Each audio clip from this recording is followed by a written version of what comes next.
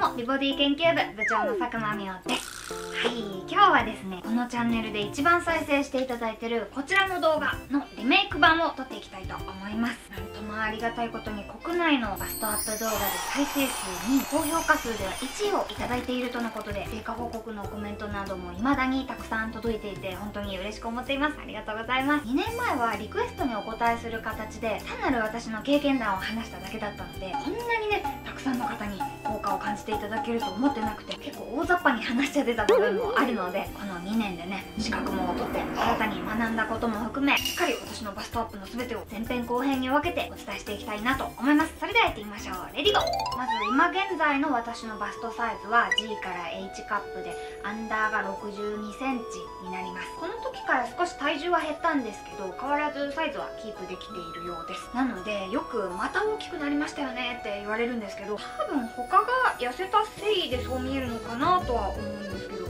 どうだろう。中学時代は B から C カップくらいで、おかんもおばあも B カップなので遺伝でもありません。じゃあなんでこんなお胸になったのよというと、私の場合は2段階に分かれます。まず学生時代に B から F カップ、そして20代後半に F から H カップになってしまいました。なんで分けるのかというと、アプローチ方法を行ったことがほぼ違うからです。簡単に言うと B から F カップは成長期を最大限に活かせていたようです。当時は無意識だったんですけど、後々調べると環境のおかげでこの後お話しする5つの習慣が全てできていたようです。とはいえね、一番成長期と言われる中学時代は胸に悪いことをこれまた無意識にしまくっていたので、ずーっと B から C カップのまんまで、私は高校3年間で4カップアップしました。でその後8年間くらいは F カップで落ち着いていたんですけど、予期せぬね私のアホ行動により26歳くらいから F から H カップに急成長しました。ということで今日は前半の短期間でもぐぐっと成長しやすい成長期に大事な5つの習慣について、私の失敗談も交えつつお話しします。でも大人に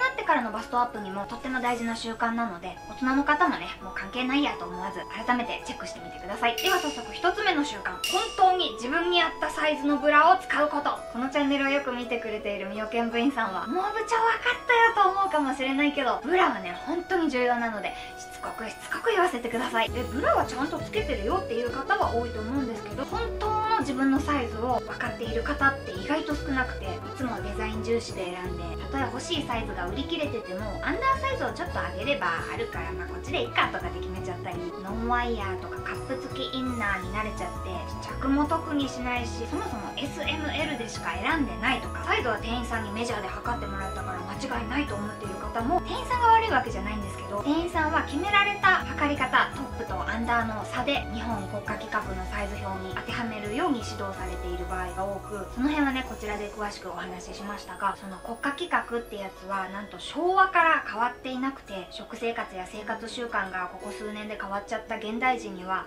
当てはまりにくくなってるんですって。私もね昔下着屋さんで採寸してもらってサイズ表に当てはめると D カップになってしまって、店員さんに D カップ持ってきてもらっても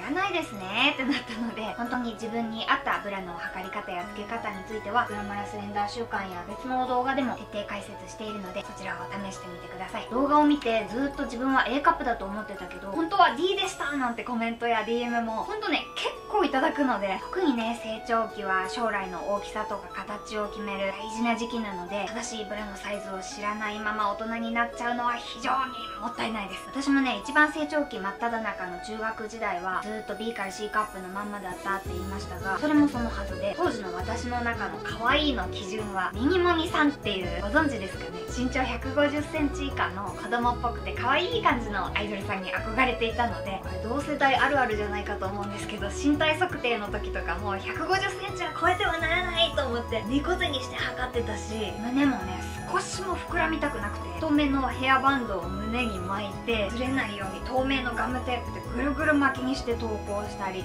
運動会とかプールの時もそうしてました。でブラもミオ大きいねとか絶対言われたくなくて、わざとアンダーサイズを大きめにして A カップとかを選ぶようにしてました。人にはねいろんな悩みがあるので嫌味かって言われることもあるんですけど、当時は私にとっては本当にそれがコンプレックスだったんですよ。でもちろんそんな胸に悪いことばっかりしてたので、そのせいで肌はかぶれてボロボロになるし、胸も締め付けられて大きくならないし、形も離れて潰れて、もう隠そう隠そうと猫背になるから、どんどんお腹の辺とかにお肉が集まってきたりして、もう現実逃避して2次元ばっかり見て絶賛不女子でした。しかし高校で3次元に恋をして、ちゃんとね現実逃避せず自分を見るようにして、お胸も小さいとか大きいとかどうでもいいから綺麗に形よくしたいと思ってちゃんと試着して、少しカップに余裕のある C カップの65とかを当時使い始めたら、胸がね急に解放されたかのようにぐんぐん成長していって、高校3年の頃には F の65になってました。あと私の学生時代には今のようにクオリティが高くなかったので、羨ましいアイテムがスポーツブラとかナイトブラですね。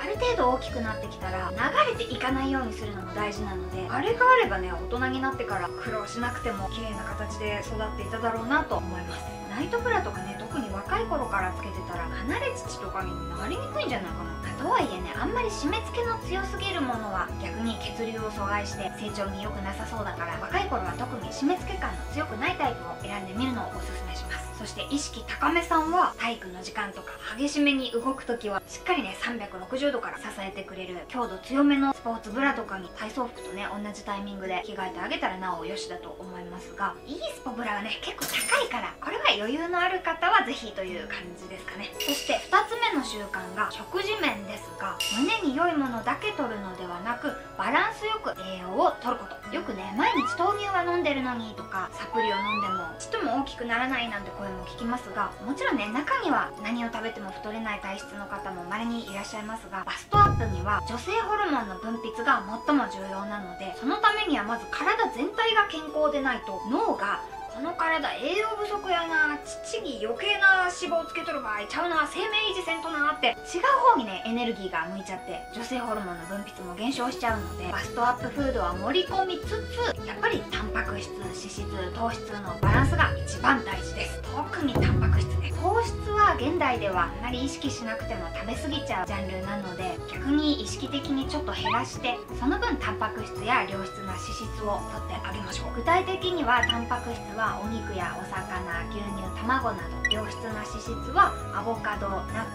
ツ、青魚、オリーブオイル、アマニ油など。脂質って太るんじゃないのと思われるかもしれませんが、脂質は胸を育てる女性ホルモンの材料にもなっているので、もちろん食べ過ぎはね良くないけど、良質な脂質は取った方がいいんです。脂質にもねいろんな種類があるので、ケーキとかドーナツ、スナック菓子などに多く含まれるトランス脂肪酸ってやつは取りやすい上に体に全く良くない、人間が人工的に作り出した脂肪なので、極力取らないようにしましょう。美味しいんだけどね。ちなみに私はインスタで部員に教えてもらったアスケンという健康アプリを使って毎日のカロリーや栄養分のコントロールをしています。全く案件とかじゃないですが、よく質問いただくので URL 概要欄にも貼っておきますね。でそのバランスを保った上で、豆乳や納豆などのイソフラボン、キャベツやリンゴなどに含まれるボロン、そしてアボカドやかぼちゃなどのビタミン E、パプリカやキウイなどのビタミン C といったバストアップ美乳フードを盛り込んであげるのが大切です。もちろんアレルギーなどはね各自お気をつけください。リメイク前の動画では唐揚げやキャベツや豆乳など胸に良い食品を無意識にいっぱい食べてたっていう話をしましたが、もちろんねそれだけでなく、ありがたいことに学生時代はおかんがね栄養満点のご飯を毎日用意してくれていたので、おかげでぬくぬく育ってくれたんだと思います。当時はね友達のお弁当に入ってる冷凍食品がすごく美味しそうに見えて、おかんの薄味弁当嫌だからもっと冷凍食品とか入れてって言ってたんですけど、本当ごめんなさい、今となってはおかん様々です。あとね痩せすぎないのも大事です。中高生なら体脂肪率は18から 25% くらいはないと、これまた胸に脂肪を貯めるより生きるためにせっかく食べた分のエネルギーを使われてしまうので、ダイエットしたくなる気持ちもわかるけど、ダイエットは大人になってからでも胸が大きくなってからでも遅くはないので、私も成長期の頃は152センチで53キロくらいあったので、脳みそにね、この体はもう生きていくのは大丈夫だな、余裕あるな、じゃあ脂肪を貯めとくかって思わせてあげることが大事だと思います。適度にね。そして3つ目の習慣が睡眠。その6から9時間っていうのはベッドに入っている時間ではなく睡眠時間なので、ストレス解消の癒しは好きな人とかには求めない方がいい。青春中のみんな気をつけて。